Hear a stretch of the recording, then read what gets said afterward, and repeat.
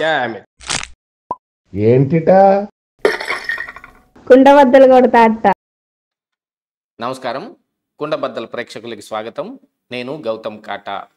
ఈ వీడియోలో నేను మీతో చెప్పాలనుకునే అంశం, నారా లోకేష్ ఫోన్ ట్యాపింగ్ చేసింది ఎవరు, ఆయనకు ఐఫోన్ సంస్థ నుంచి వచ్చిన మెసేజ్ కానీ మెయిల్ కానీ యొక్క సారాంశం ఏమిటి, నిజంగానే వీళ్ళ ఫోన్లు అన్నీ ట్యాప్ కాబోతూ ఉన్నాయా అనేది ఈ వీడియోలో నేను మీకు వివరించబోయే ముందుగా కుండబద్దలు ప్రేక్షకులందరికీ నా మనవి, ఈ వీడియో నచ్చితే గనుక ఖచ్చితంగా లైక్ చేయండి, మరొక 10 మందికి షేర్ చేయండి. ఇక అసలు విషయానికి వస్తే, నారా లోకేష్కి ఈరోజు ఒక మెయిల్, ఒక మెసేజ్ రావటం జరిగింది. అది కూడా యాపిల్ సంస్థ నుంచి. ఎందుకంటే ఆయన వాడుతున్న ఐఫోన్ కాబట్టి ఐఫోన్ అలర్ట్స్ బాగా ఎక్కువగా ఉంటాయి. ఐఫోన్ యొక్క ఈ ఆండ్రాయిడ్ ఫోన్ల కంటే ఈ ఐఫోన్ యొక్క ఓఎస్ కూడా చాలా డిఫరెంట్గా ఉంటుంది. అసలు మ్యాక్ ఈ సిస్టమ్స్ కానీ లేకపోతే ఐఫోన్లు కానీ వాడేదే హ్యాకింగ్కి, ట్యాపింగ్కి, ఏదైనా ఒక మాల్వేర్ సాఫ్ట్వేర్లకి దూరంగా ఉంటుందని ఎక్కువగా వాటిని వాడటం జరుగుతుంది. ఎందుకంటే అదొక డిఫరెంట్ టైప్ ఆఫ్ ఓఎస్, దాంట్లో ఎక్కువగా ఉండే వాటిని కాకుండా దానికి డిఫరెంట్గా తయారు చేయాల్సి వస్తుంది. మనం ఇప్పుడు యాపిల్లో కూడా చూసామని అంటే అది ఆండ్రాయిడ్ యాప్, ఇది ఐఓఎస్ యాప్ అని డిఫరెంట్గా ఉంటాయి. దానికి సపరేట్గా తయారు చేసి దానికి హ్యాక్ చేయాలన్నా కూడా వాళ్ళు సపరేట్గా ఒక మాల్వేర్ తయారు చేయాల్సిన అవసరం ఉంటుంది. అలాంటిది ఇప్పుడు మరి నారా లోకేష్ ఫోన్కి, మీ ఫోన్ హ్యాక్ అయ్యే అవకాశం ఉంది, మీ ఫోన్ని ట్యాప్ చేయడానికి కొంతమంది ప్రయత్నిస్తూ ఉన్నారనో, లేకపోతే మీకు ఏదైనా మాల్వేర్ వస్తే దాన్ని మీరు ఏమి ట్యాప్ చేయకసి దాన్ని ఓపెన్ చేయకండి అని అలర్ట్ మెసేజ్ రావటం జరిగింది. ఈ అలర్ట్ మెసేజ్లు ఎప్పుడు వస్తాయి?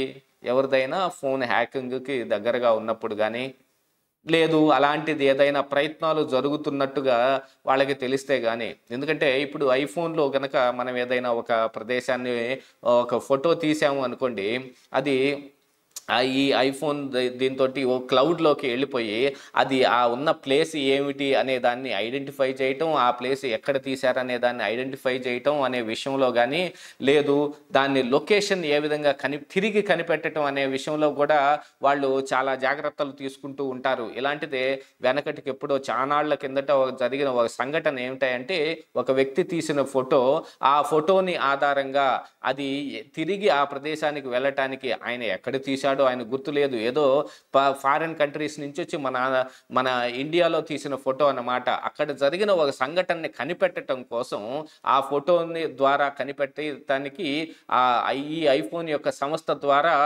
ఆ లొకేషన్ని ఐడెంటిఫై చేసి దాని దగ్గరగా వెళ్ళటం కూడా జరిగింది.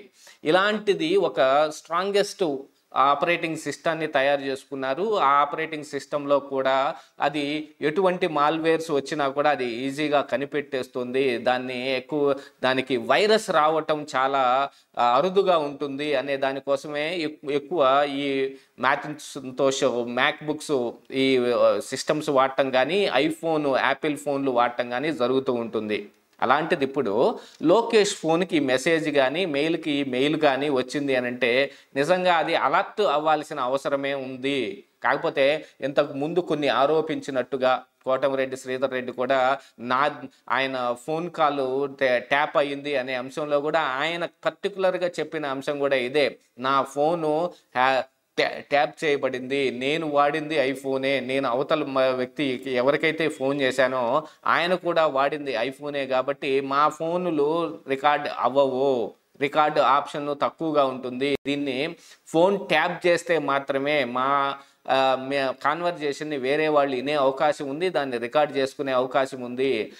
ఇంటెలిజెన్స్ డీజీ సీతారామాంజనేయులకి అసలు ఈ కాల్ రికార్డింగ్ ఎక్కడి నుంచి వచ్చింది, దీన్ని జగన్మోహన్ రెడ్డి కూడా నాకు ఎలా వినిపించి దీని మీద వివరణ ఏంటని నన్ను ఎలా అడగగలిగాడు అని అంటే, మా ఫోన్లు అన్నీ ట్యాప్ చేయబడుతున్నాయి అనేది ఆయన ఆరోపించింది. ఇక పక్కనే ఉన్న తెలంగాణలో కనుక చూసుకుంటే ఫోన్ ట్యాపింగ్ అంశం మీద బీఆర్ఎస్ పార్టీ పెద్ద భ్రష్టు పట్టిపోయింది. ఎవరిది పడితే వాళ్ళది ట్యాప్ చేసేసి, ఎక్కడి నుంచి పడితే అక్కడి నుంచి ట్యాప్ చేసేసి, అసలు సమంత అక్కినేని ఫ్యామిలీ నుంచి విడిపోవటానికి కూడా ఇలాంటి ఫోన్ ట్యాపింగ్ ఒకటే కారణమని చాలా వీడియోలు కూడా వచ్చాయి, చాలా అంశాలు కూడా బయటకు వచ్చాయి. అందులో చాలామంది అరెస్ట్ అయ్యి జైలుకు కూడా వెళ్తున్నారు. ఇంకా ఎవరెవరి ఫోన్లు ట్యాప్ అయ్యాయి, దాని ద్వారా ఏమేమి మాల్ ప్రాక్టీసెస్ జరిగాయి అనే దాన్ని మొత్తం బయటకు తీసే పని మీద ఉంటే, ఇక ఆంధ్రప్రదేశ్ రాష్ట్రంలో మాత్రం వాళ్ళు ఏమన్నా పునీతులు ఎవరన్నా ఉన్నారా? ఎవరన్నా గంగాజలంతో కడిగిన మనుషులు ఎవరన్నా ఉన్నారా? అక్కడ ఉండేది ఇదే దిక్కుమాలైన రాజకీయ నాయకులే కదా. ఎక్కడ కూడా ఫోన్ ట్యాపింగ్ అయ్యే అవకాశం మెండుగా ఉంది అని చెప్పటమే కాకుండా, మా ఫోన్ ట్యాప్ అయిందంటే మా ఫోన్ ట్యాప్ అయిందని చాలామంది బాహటంగా చెబుతూ ఉన్నారు. మరి అలాంటి వాళ్ళు ఎవరికి రాని మెసేజ్ ఇప్పుడు నారా లోకేష్కి ఎందుకు వచ్చింది అనంటే, అలర్ట్స్లో భాగంగా వాళ్ళకి ఏమన్నా ఇంతకుముందు అలర్ట్ ఇచ్చినప్పటికీ, ఇదిగో మీ ఐఫోను ట్యాప్ అయ్యే అవకాశం ఉందని వాళ్ళకి అలర్ట్ మెసేజ్ ఇచ్చినా కూడా ఆ రోజు వాళ్ళు పట్టించుకొని ఉండకపోవచ్చేమో. కోటమిరెడ్డి శ్రీధర్ రెడ్డి లాంటి వాళ్ళు కూడా వాళ్ళకు వచ్చిన మెసేజ్ని ఇగ్నోర్ చేసి ఉంటారేమో అనే అనుమానాలు కూడా ప్రబలంగా ఉన్నాయి. సరే, ప్రతిసారి 100కు 100 సార్లు మెసేజ్ రావాలి, అలర్ట్ రావాలి అనే అవసరమే లేదు. ఇప్పుడు నారా లోకేష్కి అయితే ఒక అలర్ట్ రావటం జరిగింది. అది కూడా పర్టికులర్గా పీక్ టైంలోనే వచ్చింది. అంటే దీన్ని విపక్షాలు, అంటే యాక్చువల్గా ఇప్పుడు అధికార పక్షంలో ఉన్న వైఎస్ఆర్ కాంగ్రెస్ పార్టీ నాయకులు ఈ విపక్షాలు ఎప్పుడు ఇలాగనే గోల్ చేస్తూ ఉంటాయి.